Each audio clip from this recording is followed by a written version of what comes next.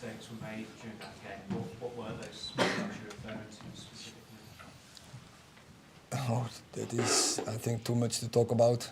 But it was like a pack of cards with the goals we concede, and two starting with a corner, and then we make mistakes. We didn't show the discipline in the rules we have there, and then you concede goals.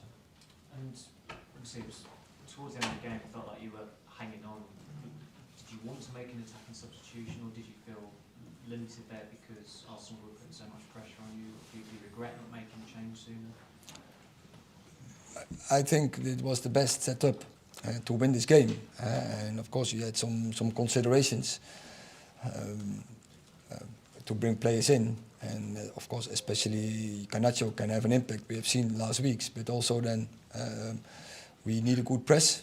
We conceded already two from a corner. It was short corners, but still we had a lot of crosses there, and so I think Wout did a really good job there in the pressing and in the heading, in set plays. So Ressi, you don't want to take him off. With Bruno already, we make a tactic, and I think it came out with a really good position from him, and then pass to Rashford in the back of the defending line, and then the moment with between the defending line and the keeper. So we had our moments there. So, and then we also missed some plays, and so also on the bench you are limited. In offensive, we know that. You will. Erik, after a game like that, and given you it's still only a few months you've been in the job, are you encouraged by the good elements or irritated by how it was lost? What's your overriding feeling? Maybe that come in the next couple of hours.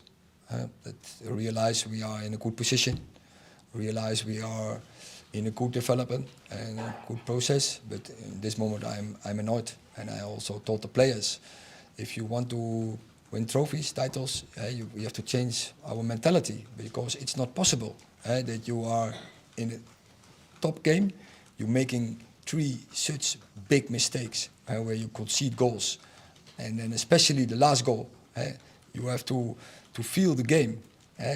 That on that point was the maximum, and then you have to take the point, and you can't give such a goal away like we did, and on top level, then you can't win trophies. Laurie. Erik, how do you change that mentality? Is it with coaching over time, or does it have to be new personnel?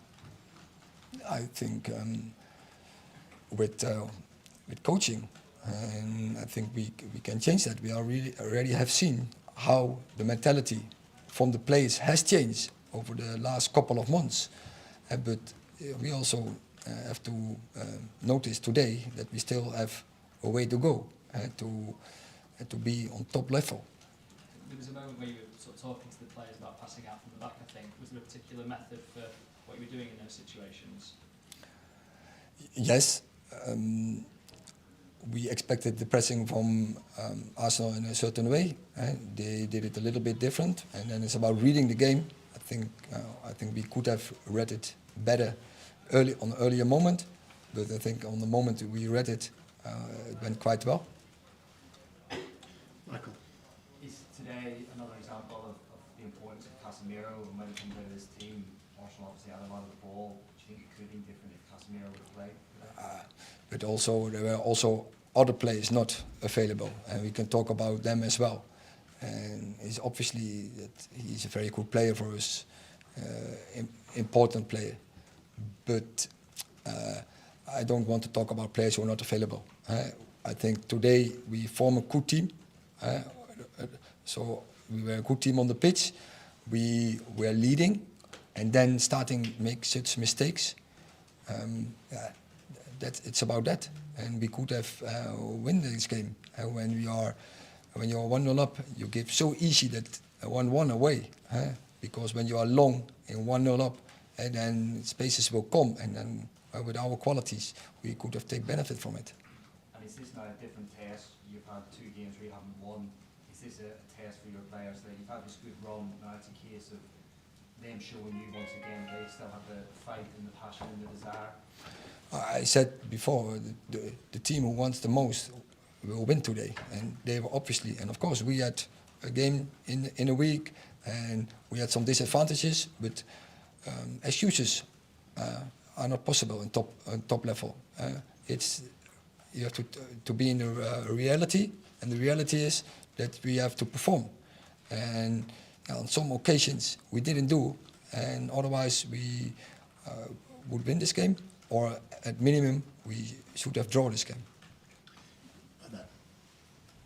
What's your feeling about the fact that Asylum conceded late now in 2 consecutive games? So, what I said, we have to make improvement on that mentality. Huh? The players have to realize that the game is first finished if the ref whistles for the 3 times.